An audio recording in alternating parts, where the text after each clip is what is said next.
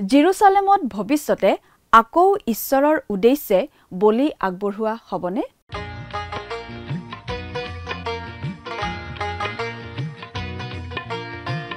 আজিৰে পবিত্ৰ ক্ষণতে উজলি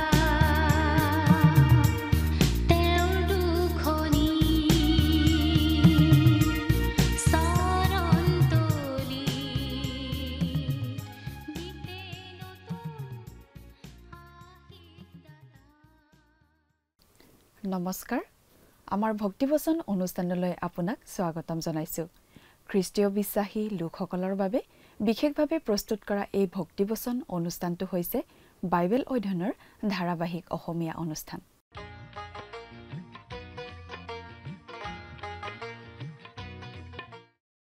প্ৰিয় দৰ্শক আপুনি যদি আমাৰ আগৰ অনুষ্ঠানটো শুনিছিল তেনেহলে আপোনাৰ নিশ্চয় মনত আছে যে আমি এতিয়া বাইবেলৰ পুৰণি নিয়ম খণ্ডৰ জোখৰীয়া ভাৱবাদীৰ পুস্তক নামৰ পুস্তকখনৰ অধ্যয়ন কৰি আছো। যোৱা অনুষ্ঠানত আমি এই জোখৰীয়া ভাৱবাদীৰ পুস্তকখনৰ 14 নম্বৰ অধ্যায়ৰ 1 নম্বৰ পদৰ পৰা 4 নম্বৰ পদলৈকে পঢ়ি তাৰ ভিত্তিত আগবঢ়োৱা আলোচনা আমি শুনিবলৈ পালো। আজিৰ অনুষ্ঠানত আমি এই জোখৰীয়া ভাৱবাদীৰ পুস্তকৰ 14 নম্বৰ অধ্যায়ৰ 5 পৰা 21 নম্বৰ পদলৈকে অৰ্থাৎ শেষৰটো পদলৈকে পঢ়ি তাৰ ভিত্তিত আগবঢ়োৱা আলোচনা শুনিবলৈ পাম। গতিকে আজিৰ অনুষ্ঠানত এই পুস্তকখনৰ অধ্যয়নৰ সামৰণি পৰিব। জোখৰীয়াৰ পুস্তকত 3টা ডাঙৰ বিভাজন আছে।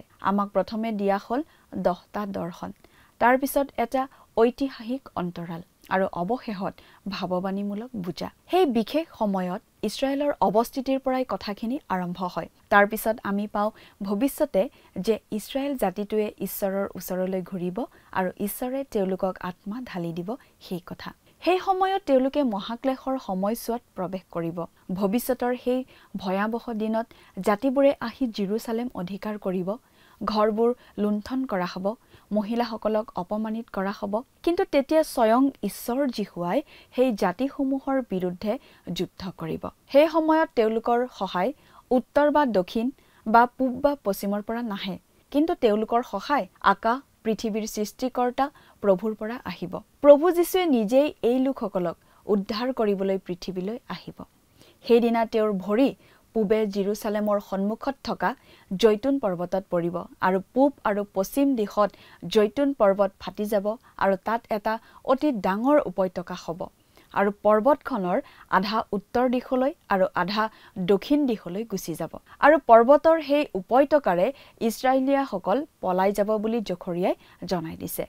আৰু প্ৰভু যীশু পৃথিৱীলৈ উভতি আহিব লগত তেওঁৰ সাধুসকলক লৈ, আৰু তেতিয়া ইছৰাইলে পৰিত্ৰাণ পাব। সেই সময় এতিয়ালৈকে নিশ্চয় অহা নাই। প্ৰভু যীশুৰ প্ৰথম আগমনত এই কথা ফলিওৱা নাছিল আৰু যিহুদীসকলৰ বৰ্তমান দেশলৈ উভতি অহা কথাটোৱেও এই কথাটো পূৰ্ণ কৰা নাই। সেয়া হ'ব ভৱিষ্যতে প্ৰভু যীশুৰ দ্বিতীয় আগমনতহে। কথাবোৰ অধিক বহলাই চাবলৈ আহকচোন এতিয়া আমি মূল আলোচনাটোৰ মাজলৈ আগুৱাই যাওঁ। আমাৰ পৰম পবিত্ৰ প্ৰভু যীশুখ্ৰীষ্টৰ নামত নমস্কাৰ প্ৰিয় শ্ৰোতা। আপোনাৰ ভালনে বাৰু প্ৰিয় শ্ৰোতা? আপুনি যদি আমাৰ এই ভক্তিবচন অনুষ্ঠানটিৰ নিয়মীয়া শ্ৰোতা, তেনেহ'লে আপুনি নিশ্চয় জানে যে আমি কিছুদিন ধৰি বাইবেলৰ পুৰণি নিয়ম খণ্ডৰ জোখৰীয়া ভাৱবাদীৰ পুস্তক নামৰ পুস্তকখন অধ্যয়ন কৰি আছোঁ। যোৱা অনুষ্ঠানত আমি এই জোখৰীয়া পুস্তকৰ শেষৰটো অধ্যায় অৰ্থাৎ 14 নম্বৰ অধ্যায়ৰ অধ্যয়ন আৰম্ভ কৰিছিলোঁ আৰু 14 নম্বৰ অধ্যায়ৰ 4 নম্বৰ পদলৈকে আমাৰ আলোচনা আগবঢ়াইছিলোঁ। আজিৰ অনুষ্ঠানত আমি এই 14 নম্বৰ অধ্যায়ৰ বাকী থকা পদকেইটা চাম। অৰ্থাৎ আজিৰ অনুষ্ঠানত আমি এই 14 নম্বৰ অধ্যায়ৰ অধ্যয়নৰ সামৰণি মাৰিম আৰু তাৰ লগে লগেই জোখৰীয়া পুস্তকৰ অধ্যয়নৰ সামৰণি পৰিব। এই 14 নম্বৰ অধ্যায়ত আমি পাওঁ শেষকালৰ কথা। জোখৰীয়া পুস্তকৰ মূল বিষয়বস্তুৱেই হৈছে এয়া।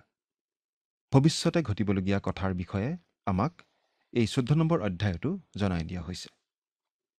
শেষকালত খ্ৰীষ্টীয় মণ্ডলী এই পৃথিৱীৰ পৰা উত্তোলিত কৰি নিয়াৰ পাছত পৃথিৱীত খ্ৰীষ্টাৰীৰ আৱিৰ্ভাৱ হ'ব আৰু মানুহবিলাকে খ্ৰীষ্টাৰীকেই নেতা মানি ল'ব। খ্ৰীষ্টাৰীয়ে পৃথিৱীত মহাক্লেশৰ সূত্ৰপাত ঘটাব আৰু সকলো জাতিৰ লোকে আহি জেৰুজালেম আক্ৰমণ কৰিব। জাতিবোৰে আহি জেৰুজালেম অধিকাৰ কৰিব, নগৰখন ধ্বংস কৰিব, বয় বস্তু লুট কৰিব, তিৰোতাসকলক বলাৎকাৰ কৰিব, আধাখিনি মানুহ বন্দী কৰি লৈ যাব, কিন্তু বাকী মানুহ পলাই সাৰিব। কিন্তু তেনে অৱস্থাতেই ইছৰাইলীয় লোকৰ বাবে উদ্ধাৰকৰ্তা হৈ আহিব প্ৰভু যীশুখ্ৰীষ্ট। তেওঁ আহি জৈতুন পৰ্বতত ভৰি দিবহি।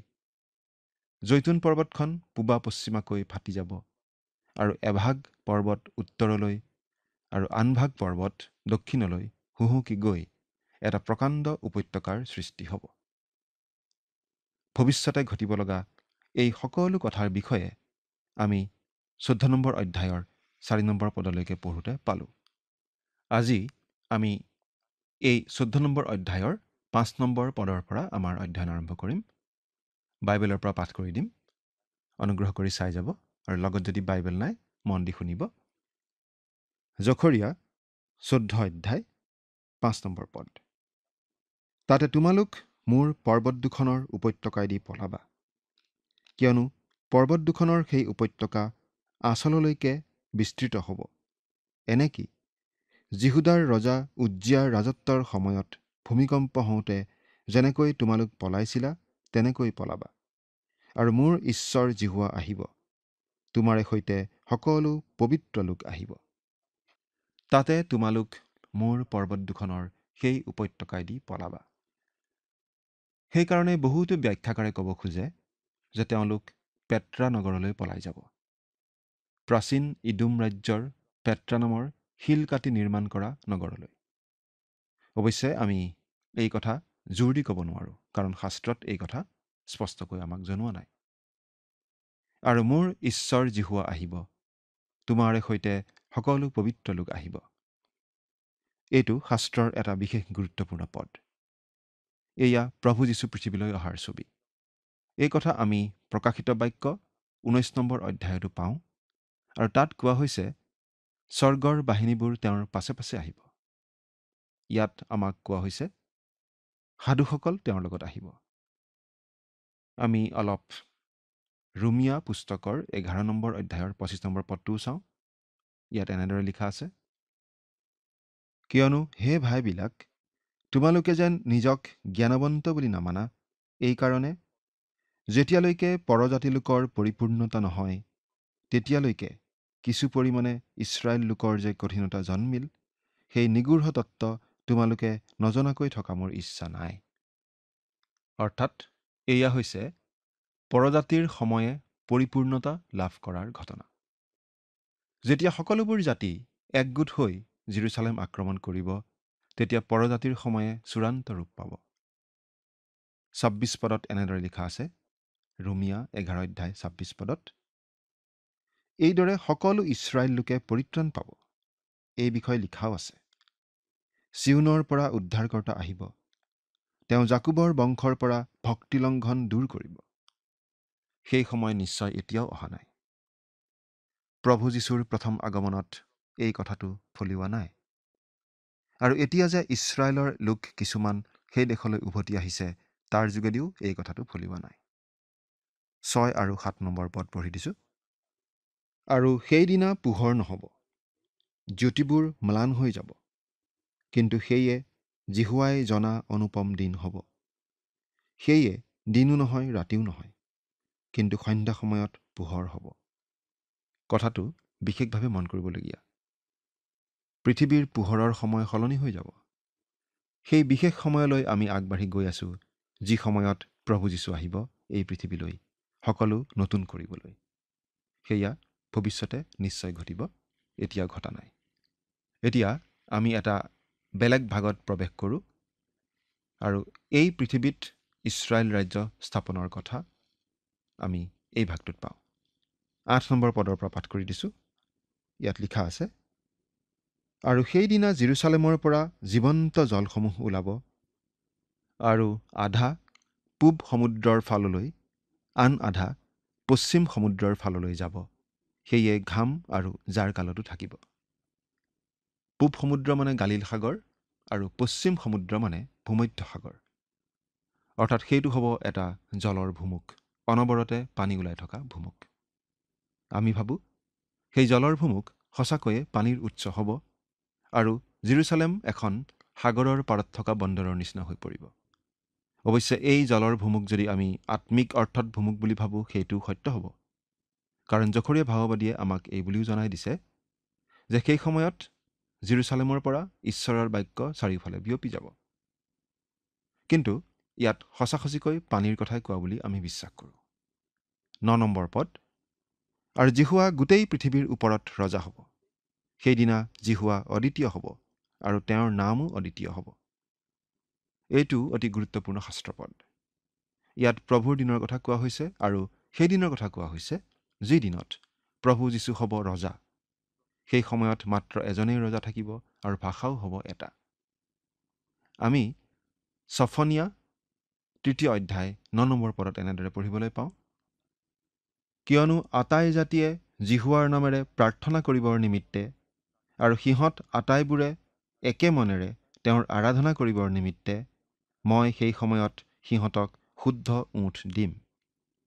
অৱশ্যে ঈশ্বৰেনো কি ভাষা সকলো জাতিৰ উমৈহতীয়া ভাষা কৰি তুলিব সেই কথা ক'ব নোৱাৰোঁ, কাৰণ সেই বিষয়ে আমাক জনোৱা নাই। কিন্তু আমি এই কথা জানো যে ঈশ্বৰে আচলতে মানুহৰ মাজত বাধাৰ প্ৰাচীৰ হিচাপেই বেলেগ বেলেগ ভাষাৰ সৃষ্টি কৰিছিল। ভাষাৰ প্ৰাচীৰতকৈ ওখ প্ৰাচীৰ আৰু একো হ'ব নোৱাৰে।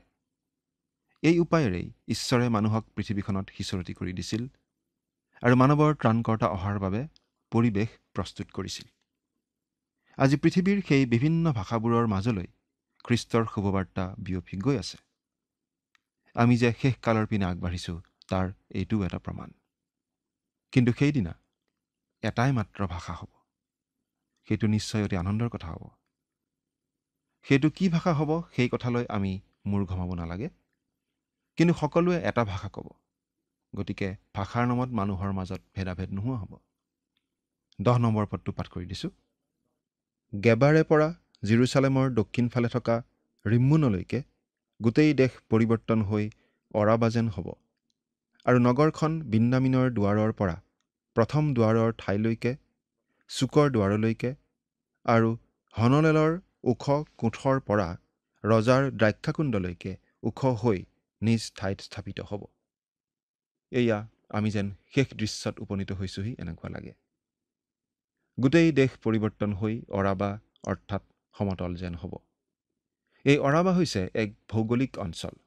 গালিল সাগৰৰ ওপৰ ভাগৰ পৰা জৰ্দন উপত্যকাৰে মৰু সাগৰ অঞ্চলেৰে একুৱাবা অঞ্চলৰ পৰা উত্তৰ আফ্ৰিকা পৰ্যন্ত বিয়পি থকা বিশাল অঞ্চল।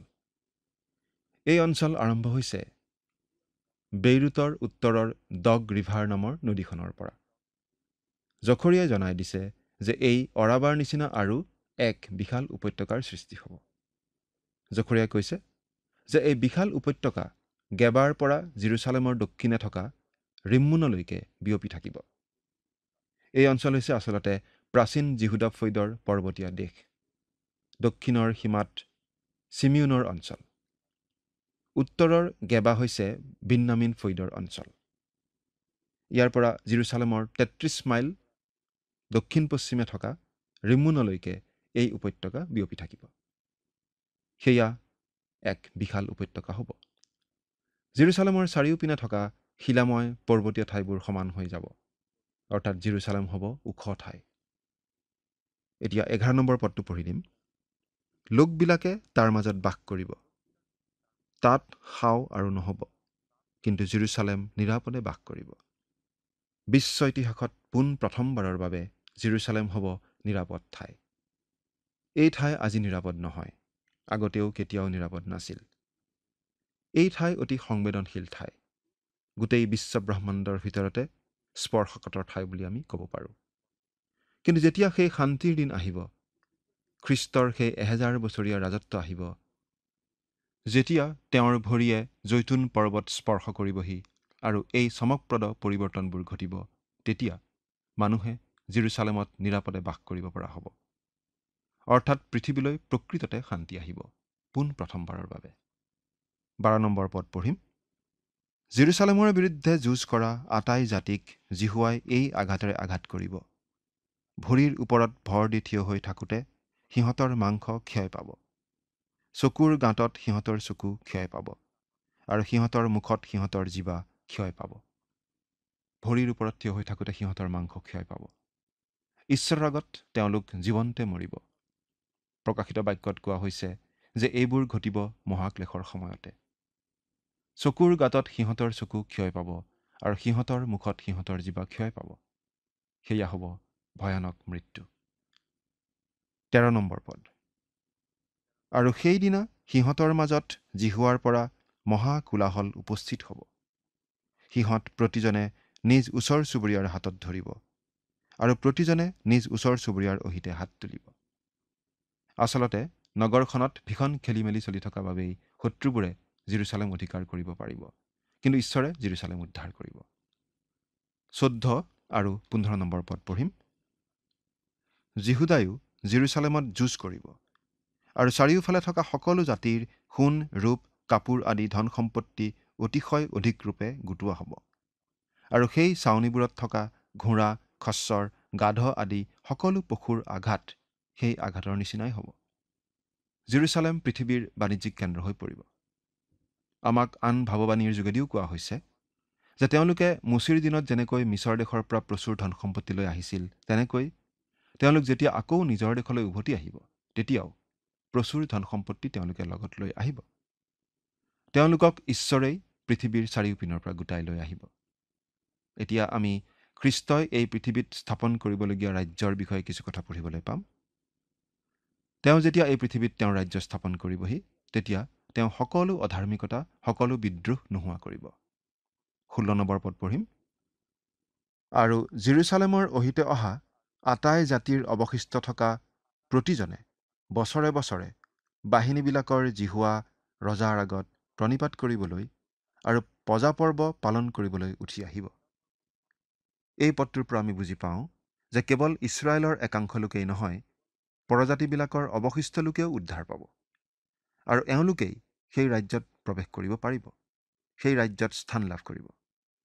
তেওঁলোক জেৰুচালেমলৈ আহিব সেৱা উপাসনা কৰিবলৈ। মুঠতে সকলো ক্ষেত্ৰতে আমূল পৰিৱৰ্তন হ'ব। ভৌগোলিকভাৱে, আত্মিকভাৱে, অৰ্থনৈতিকভাৱে, মুঠতে জীৱনৰ সকলো দিশতে পৰিৱৰ্তন আহিব। সেই সময়ত প্ৰভু যীশুৰ বাণী ঘোষণা কৰাৰ ধৰণটোও বেলেগ হ'ব। আজি আমাক কোৱা হৈছে জেৰুচালেমৰ পৰা পৃথিৱীৰ সীমালৈকে শুভবাৰ্তা বিলাই দিয়াৰ কথা। পাচনি কৰ্ম 1 অধ্যায় 8 পদত আমি এই কথা পাওঁ। কিন্তু আমি ইয়াত পাওঁ সেই সময়ত পৃথিৱীৰ সকলো পিনৰ মানুহবোৰ জেৰুচালেমলৈ আহিব আৰু তেওঁলোকে বছৰে বছৰে বাহিনীবিলাকৰ জিহুৱা ৰজাৰ আগত প্ৰণিপাত কৰিবলৈ আৰু পজা পৰ্ব পালন কৰিবলৈ উঠি আহিব। মিছৰৰ পৰা উদ্ধাৰ পাই আহি ইছৰাইলীয়া লোকে এই পজা পৰ্ব পালন কৰিছিল। সেইদিনা তেওঁলোকে এই পজা পৰ্ব পালন কৰিব কাৰণ তেওঁলোকক পৃথিৱীৰ সকলো ঠাইৰ পৰা জেৰুচালেমলৈ অনা হ'ব। 17 পদ। পৃথিৱীৰ আটাই গোষ্ঠীবিলাকৰ মাজত যিবিলাকে বাহিনীবিলাকৰ জিহুৱা ৰজাৰ আগত প্ৰণিপাত কৰিবলৈ জেৰুচালেমলৈ উঠি নাহিব, তেওঁবিলাকৰ ওপৰত বৃষ্টি নহ'ব। সেই সময়ত যিমানবোৰ লোক সেই 1000 বছৰীয়া ৰাজ্যত থাকিবলৈ পাব, তেওঁলোককো আচলতে পৰীক্ষা কৰা হ'ব। কোন প্ৰকৃততে ঈশ্বৰ ভক্ত আৰু কোন নহয় সেইটো পৰীক্ষা কৰা হ'ব। 18 আৰু 19 পদ পঢ়িম। আৰু মিছৰীয়া গোষ্ঠী যদি উঠি আহি উপস্থিত নহয়, তেন্তে সিহঁতৰ ওপৰতো নহ'ব। পজা পৰ্ব পালন কৰিবলৈ উঠি নহা জাতিক জিহুৱাই যি আঘাতেৰে আঘাত কৰিব, সেই আঘাতো হ'ব। এয়ে মিছৰৰ আৰু পজা পৰ্ব পালন কৰিবলৈ উঠি নহা আটাই জাতিৰ দণ্ড হ'ব। ইয়াত মিছৰ দেশক এটা উদাহৰণ হিচাপে দেখুওৱা হৈছে। 20 নম্বৰ পদ। সেইদিনা জিহুৱাৰ উদ্দেশ্যে পবিত্ৰ এই কথা ঘোঁৰাবোৰৰ টিলিঙাত থাকিব আৰু জিহুৱাৰ গৃহত থকা সকলো পাক পাত্ৰ যজ্ঞবেদীৰ আগত থকা তেজ ৰখা পাত্ৰবোৰৰ নিচিনা হ'ব। সেইদিনা জিহুৱাৰ উদ্দেশ্যে পবিত্ৰ এই কথা ঘোঁৰাবোৰৰ টিলিঙাত থাকিব। আনকি ঘোঁৰাৰ ডিঙিৰ টিলিঙাও ঈশ্বৰৰ উদ্দেশ্যে পবিত্ৰ হ'ব। তাৰ মানে বাৰু কি? সকলোবোৰ কেৱল ঈশ্বৰৰ সেৱাৰ বাবেই থাকিব। ঈশ্বৰৰ মন্দিৰৰ পাত্ৰবোৰ আচবাববোৰ পবিত্ৰ বোলা হৈছিল। কিয় বাৰু? সেই পাত্ৰবোৰ আন পাত্ৰৰ নিচিনাই আছিল দেখাত, গঠনত। সেইবোৰ একেধৰণৰ পদাৰ্থেৰেই গঠিত আছিল আৰু হয়তো সেই পাত্ৰবোৰক 40 বছৰ কাল অৰণ্যত ইফালে সিফালে লৈ ফুৰা কাৰণে পাত্ৰবোৰ অলপ পুটুকি টোপোলা পৰি গৈছিল। কিন্তু তথাপি সেই পাত্ৰবোৰক পবিত্ৰ পাত্ৰ বুলি কোৱা হৈছিল। কিয় বাৰু? কাৰণ সেই পাত্ৰবোৰ ঈশ্বৰৰ সেৱাত ব্যৱহাৰ কৰা পাত্ৰ আছিল। ঈশ্বৰৰ সেৱাৰ বাবে আছুতীয়াকৈ ৰখা পাত্ৰ আছিল সেইবিলাক। ইয়াতো তেনেকুৱা কথা এটাই আমি পাওঁ। সেই কালত দেশৰ সকলো বস্তু ঈশ্বৰৰ সেৱাৰ বাবেই থাকিব, অৰ্থাৎ কাৰো ব্যক্তিগত কামৰ বাবে ব্যৱহৃত নহ'ব। জিহুৱাৰ গৃহত থকা সকলো পাকপাত্ৰ যজ্ঞবেদীৰ আগত থকা তেজ ৰখা পাত্ৰবোৰৰ নিচিনা হ'ব।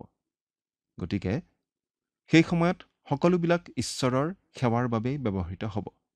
কিন্তু আজি আমাৰ মাজত এনে অৱস্থা এটা চলি আছে যেন একো বস্তুৱেই ঈশ্বৰৰ বাবে ব্যৱহৃত হোৱা নাই। 21 নম্বৰ পদটো পঢ়িছোঁ। এনেকি জেৰুচালেম আৰু জিহুদাৰ প্ৰত্যেক পাক পাত্ৰ বাহিনীবিলাকৰ জিহুৱাৰ উদ্দেশ্যে পবিত্ৰ হ'ব।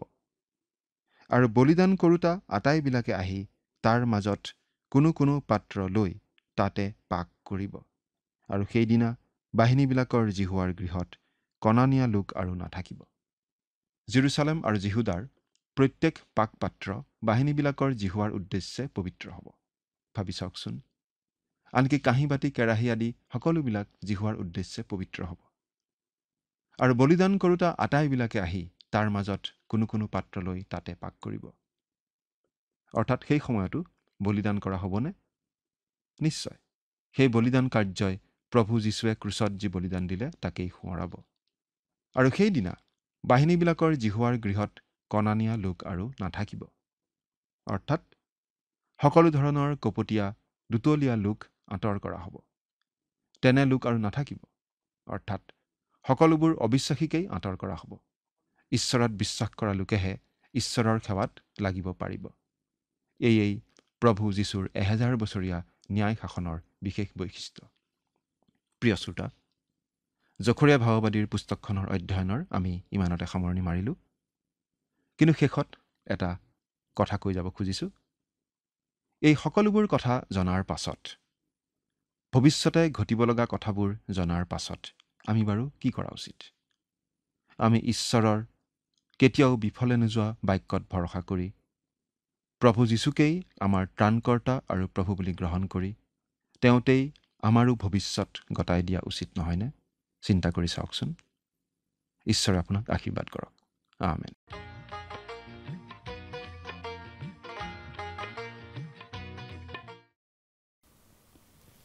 প্ৰভু যীশুৰ দ্বিতীয় আগমনত যেতিয়া তেওঁ 1000 বছৰীয়া শাসন প্ৰতিষ্ঠা কৰিব, তেতিয়া জেৰুচালেম আৰু জিহুদাৰ প্ৰতিটো পাত্ৰ বাহিনীসকলৰ জিহুৱাৰ উদ্দেশ্যে পবিত্ৰ হ'ব। হয়, জেৰুচালেম আৰু জিহুদাৰ প্ৰতিটো পাত্ৰ বাহিনীসকলৰ জিহুৱাৰ উদ্দেশ্যে পবিত্ৰ হ'ব। এবাৰ ভাবি চাওকচোন, আপোনাৰ হাতত থকা সেই স্কেলেটটো, বিন বা কবি ৰন্ধা পাত্ৰটো সেই দিনটোত সকলোবোৰ ঈশ্বৰৰ সেৱাৰ বাবে হ'ব। সকলো তেওঁৰ বাবে উৎসৰ্গা কৰা হ'ব।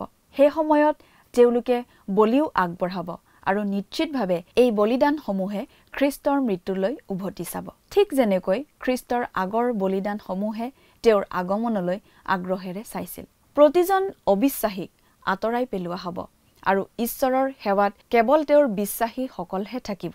এয়া ভৱিষ্যতৰ 1000 বছৰীয়া শাসনৰ ছবি। প্ৰিয় দৰ্শক, জখৰীয়া ভাৱবাদীৰ পুস্তকখনৰ ইমানতে সামৰণি পৰিল। পৰৱৰ্তী অনুষ্ঠানত আমি বাইবেলৰ আন এখন পুস্তক অধ্যয়নৰ বাবে ল'ম।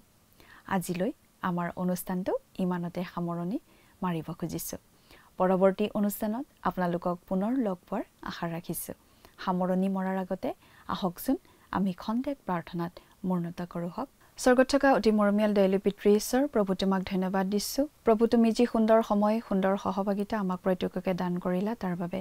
দয়ালু মৰমীয়াল পিতৃ ঈশ্বৰ, এই সময়তে বিশেষকৈ প্ৰাৰ্থনা কৰিছোঁ তোমাৰ চৰণত প্ৰতিজন দৰ্শকসকলৰ বাবে। প্ৰভু তুমি তেওঁলোকক আশীৰ্বাদ কৰিবা, তোমাৰ বাক্য বুজি পোৱা তেওঁলোকক প্ৰভু তুমি সহায় কৰা আৰু বিশেষকৈ প্ৰভু তোমাৰ বাক্য অধ্যয়নৰ যোগেদি তেওঁলোকে যাতে নিজৰ জীৱনত সঠিক সিদ্ধান্ত যাতে ল'বলৈ পাৰিব তেনে আশীৰ্বাদ দান কৰিবা। এই সকলো যাচনা মহান ত্ৰাণকৰ্তা প্ৰভু যীশু খ্ৰীষ্টৰ নামত অৰ্পণ কৰিলোঁ। আমেন। প্ৰিয় দৰ্শক, যোৱা অনুষ্ঠানৰ প্ৰশ্নটোৰ শুদ্ধ উত্তৰটো হৈছে এনচাৰ অপশ্যন ডি, ভাৱবাণীৰ। আজিৰ অনুষ্ঠানৰ ওপৰত আধাৰিত প্ৰশ্নটো হৈছে জখৰীয়া পুস্তকত কেইটা অধ্যায় আছে? অপশ্যন এ 12টা, অপশ্যন বি 14টা, অপশ্যন চি 13টা, অপশ্যন ডি 10টা। প্ৰিয় দৰ্শক, আজিৰ প্ৰশ্নৰ সঠিক উত্তৰটো আজি সন্ধিয়া 6 বজাৰ আগেয়ে আপোনাৰ নাম আৰু সম্পূৰ্ণ ঠিকনাৰে সৈতে আমালৈ 7429840242 নম্বৰত SMS নাইবা হোৱাটছআপ যোগে প্ৰেৰণ কৰক। প্ৰিয় দৰ্শক, আপুনি যদি আমাৰ এই অনুষ্ঠানৰ যোগেদি আশীৰ্বাদপ্ৰাপ্ত হৈছে আৰু আমাৰ লগত কথা পাতিবলৈ বিচাৰিছে বা আপোনাক প্ৰাৰ্থনাৰ সহায়ো পৰামৰ্শ লাগে, তেন্তে আমালৈ 7429840242 এই নম্বৰত পোনপটীয়াকৈ ফোন কৰিব পাৰিব। ধন্যবাদ।